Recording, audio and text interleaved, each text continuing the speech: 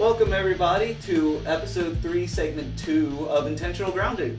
This is a football podcast based out of Baltimore, Maryland, made by fans for you fans. I am one of 3 co-hosts. My name is Mike Woodard Jr. I'm joined by Costa Viennas and Tyler Spittle. And so, let's talk. In this segment, we're going to be talking about the current value or undervaluing of running backs in the NFL. I think the latest statistics shows running backs get paid, a little bit less than punters do on average nowadays? The specific thing is that... There you go. After this free agency where you have guys like who was it, Ben Tate, Noshawn Moreno,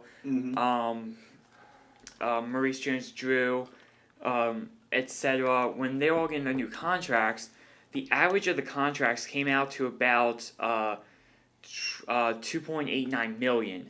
Compare that to that the NFL's 6 highest paid punters are averaging $2.9 million. Whew. So you have running backs getting paid less than punters. Yep, that's a mighty paradigm shift in today's NFL. So let's kick it off. Costa, what are your thoughts on this current trend? Well, I think this trend has a lot to do with all the rule changes that have been put in place over the last few years as far as quarterback protection, pass interference calls.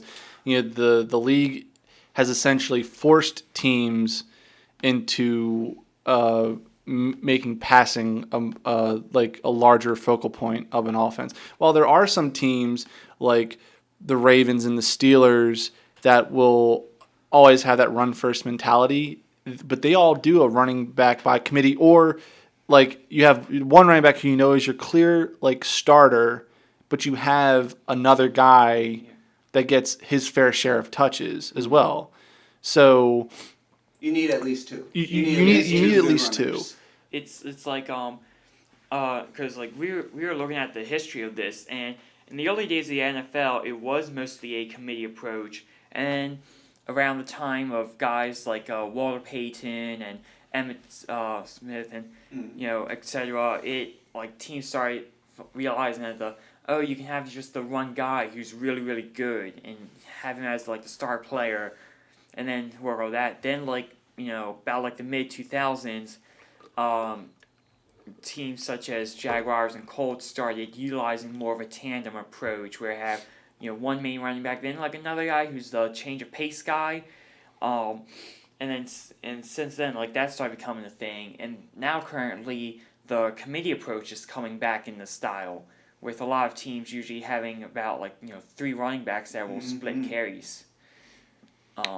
Well, the idea is that the more versatile the running back, the better, because now more than ever, if a running back can not only run but can catch, they're going to make a football team. Like, there's no doubt about it. I mean, back in the, let's say from the 90s and further back, 80s, like, you didn't see a lot of running backs that caught a lot of passes. You really didn't see that until Marshall Faulk came around.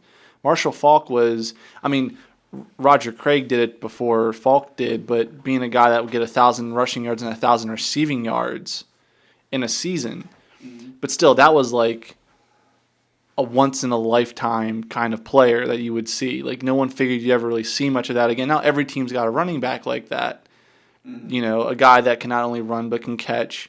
But you also, like Tyler was saying, you need that other guy that has a different play style because you need to keep defenses on their toes. They have to – you want to make them have to prepare for all possible scenarios. So – and I think when Tyler was saying with the Jaguars, it was Maurice Jones-Drew and Fred Taylor, and with the Colts it was Joseph Adai and who am I forgetting? It was Adai and Dominic Rhodes. Thank you. Yeah, I remember that from when we talked about it, because I think we also made that mistake. And then you had like Cedric Benson and Thomas Jones in Chicago. Those were the early duos, and those were all really good running teams. Like, they were tough to defend against.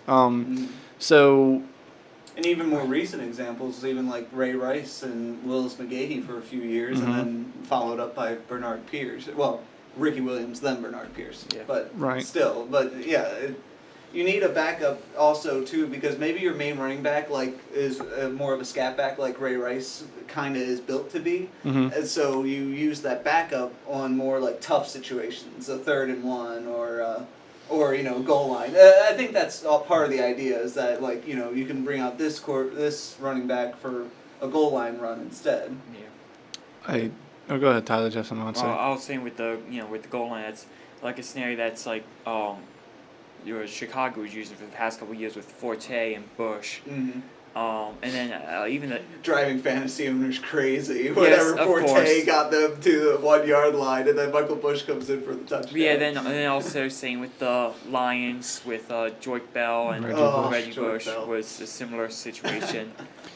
And you can see like why teams want to do that, because when you see guys like Bush and Bell and whatnot, because both of them played very well this past season. Like either one of them would get a lot of touches on other football teams, but I think it's the idea that you want to get 2 running backs for essentially what would have been the price of 1 running back a few years ago.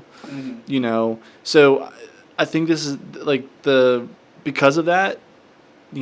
And with salary cap restrictions and everything, teams are forced to pay running backs less money. Because you can't risk now having that one guy giving him tens of millions of dollars a year, and he gets injured. I mean, running backs have the shortest careers of any other NFL position. Another great example. Look at Ray Rice. It was about 2 years removed from his contract. He got his contract right before the 2012 season, right? Yeah, so it's been about 2 years removed from his contract. He had 1 good year, sure, and they went to the Super Bowl, but then plagued by injuries and now legal problems. And then similar thing with Adrian Pearson is after he signed his big contract, he went down the next season. Yeah. And Peterson is like the only guy at running back. Other guys like McCoy and Jamal Charles have stepped up last season, looking like some of the few, and Alfred Morris and Adrian Peterson. I think those are like the only 4 guys, or Marshawn Lynch. Sorry, I keep on forgetting about Marshawn Lynch for whatever reason. And since we were talking about it, like Jamal Charles on the list here on Spot Track, he's like the 11th paid. Go ahead. I just want to do it this way. This is an interesting list. Like this is the top right now top 25 players, running backs and how they're paid, and this is already updated with Chris Johnson's cutting. So just how much of a cliff it starts going off. Top running back Adrian Pearson, $11,750,000 per year. Next up, LaShawn McCoy, $7,650,000. Matt Forte, $5,950,000. Arian Foster, $5,750,000. Lynch, $5 million. Rice, $4 million.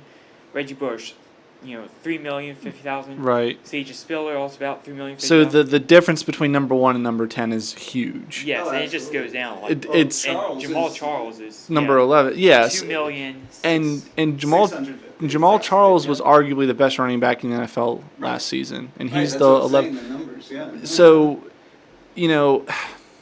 see, because it's kind of weird because, maybe some teams, like I said, like the Vikings and maybe like the Chiefs, they'll run like that one running back kind of, offense, and then whenever they want to give their guy a breather, they'll bring in like for the is Gerhardt still on the Vikings? I knew he got either got cut or got picked up in free agency. Okay, so Gerhardt's no longer on the roster, but but Gerhardt was like that guy. Whenever Peterson would get like his 25, 30 touches, but whenever they felt like they needed to give him a quick breather, Gerhardt takes a carry or two, and then Peterson's right back out there. Right. And you had to get the bulk of the touches. Same thing with Jamal Charles. Yeah, he's with Jacksonville. Okay. Yeah, the greatest example is if you look at the Saints over the past few years before they traded away Darren Sproles for reasons that are beyond me. They had Sproles, then they also, as the as the change of back, the guy who could catch out of the backfield, and they lifted him from the Chargers. But, they had Sproles, they had Pierre Thomas, they had Mark Ingram, they had Chris Ivory, all at the same time. And now Chris Ivory's gone on to the Jets and all that. But, yeah, I mean, they value the running back by committee because each one of those running backs, to them, brought something different to the field. Well, when you're a pass-first team, you're like, right. if we can have 3 or 4 or as few as 2 running backs that together can get the job done, then there's no need to pay our running back $8, $9, $10+ million a year. And that's a little mind-blowing to me, too, because running, even though the rules are designed for passing nowadays, running is still integral to the game. I mean, as Ravens fans, we all witnessed it last year. Look what happened when the Ravens didn't have a running game. Right. The Steelers didn't have a great running game. I mean, Le'Veon Bell was hurt, and he got better as the year went on, but they didn't have a fantastic running game. Look at all the teams that went 8-8 in the AFC. Not many of them had very good running games. So running is still so valuable. So that's why it's even more bizarre that they're not getting paid. Well, and like I said, going back to the fact that running backs have a very short shelf life in the NFL, teams want to keep the guys because like I said, every team, with the exception of like teams like the Saints, every team has the one guy who is their quote unquote number one, and they have their supporting number 2 guy. They want to keep their number 1 guy healthy and fresh for as long as they possibly can. Because Tyler, would you say Ray Rice is getting, $4 million a year? Yeah. Okay. So, if you remove his performance last season, Ray Rice is a, top 3 producing running back in the NFL. Sure. Just by they're talking about yards from scrimmage and whatnot. Mm-hmm. And and the thing is, you need a guy like a Bernard Pierce on that team because you're not going to, because like I said, now $4 million seems like almost top of the line for a running back now, And so you want to keep Ray Rice as healthy as long as you possibly can. Mm-hmm. This is for all teams, But teams like, the Vikings who are going all in on Adrian Peterson, which Peterson's earned the money. He's proven it. Very clearly. Like I said, he seems to be the exception to the rule now. And that's the thing, and it'll affect Johnson's next contract. Most definitely. Right. Yeah. I mean, reports are linking him to the Jets. Mm-hmm. That they're the hands-on favorite to land him. I mean, but he was getting paid near the top. You said, Tyler, before we. He was number 2. He was number 2. Yeah, he was being paid the top. He ain't going to taste a little bit of that money. No, I mean, he's not even, I don't even think he's going to get close to Ray Rice money. Right. Or, because... he's been in the league a few years, and a lot of people wondering what he has left. Yeah, so he's been in the league for, 6 years now. Mm-hmm. I don't know. It just seems weird because... that's how it is with running backs. They'll have that one really big year. He had his 2,000-yard rushing season, and and then that's when the running backs are going to get their big contracts. I mean, like I said, look at guys like the McCoys and whatnot, because now McCoy's number 2. Mm-hmm. Like I said, who knows how long, because these running backs will sign 5-6 year contracts, and then a couple years in, they're gonna see a performance decrease. Right. I mean, it's a vicious cycle. Right. Well, it's endless. Right. It's always going to happen. Within a couple years, maybe Adrian Peterson's the guy that gets cut. It's possible. And then I think another huge factor is how often and how quickly rookie running backs have been able to just immediately step in. For example, last year, Eddie Lacy, taking the second round, goes on to win Offensive Rookie of the Year. Mm-hmm. And under his rookie contract's only making, about $500,000. Right. And then you have other examples here. I think the year before that was Doug Martin, but in the same draft class, I think in the 6th round, Alfred for the Redskins was picked. So even at 6th round, they got a starting running back out of that. And then there's other success stories you can just. And it's going to happen just like what happened with Chris Johnson. Chris Johnson, because. Even though he was a first-round pick, he was an end of the first-round pick, so he wasn't getting a huge contract. He rushes for 2,000 yards. He all of a sudden realizes, I just had the best season of any running back in the NFL this year. I deserve to be paid like the number 1 running back. And Alfred Morris, like I said, he's one of the 5 guys in the NFL that carries the bulk as a running back for the team he plays for. When his contract's coming up to expire, when he's on that last year, even when he's within 2 years of his contract expiring, he's at least gonna want LaShawn McCoy money. Yeah, and that's $7 million. and even now, that's top dollar for a running back. You know, there are gonna be a lot of holdouts. Yeah. There are gonna be a lot of holdouts for the few running backs, for the few young running backs, the Alfred Morrises and the Eddie Lacy's and the Doug Martins of the world. If they continue to produce early in their careers and they get better and better, but the teams are gonna be afraid to give them that money. So. Yeah. And then also, like, if more running backs like, Johnson are getting cut, like maybe eventually down the line, maybe like an Arian Foster gets cut or something. And that's possible. It's going to start lowering that franchise tag number a lot, and that'll definitely ruin the running backs' negotiation abilities, because now, franchise is always like the scary thing, but for once, running back position, it might be like an easy fix. Yeah. Pretty much. Yeah, that's true. Well, it's unfortunately a sad trend, but what can you do? The NFL changes and adapts, so you got to change with it.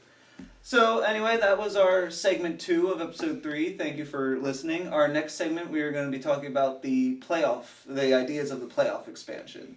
Thank you for listening to Intentional Grounding. Please follow us on Twitter at IntentGroundingCosta. There you go. Wait. So it's at IntentGroundingCosta? No. It's at Intent Grounding, and on YouTube you can also find us via Intent Grounding is our username.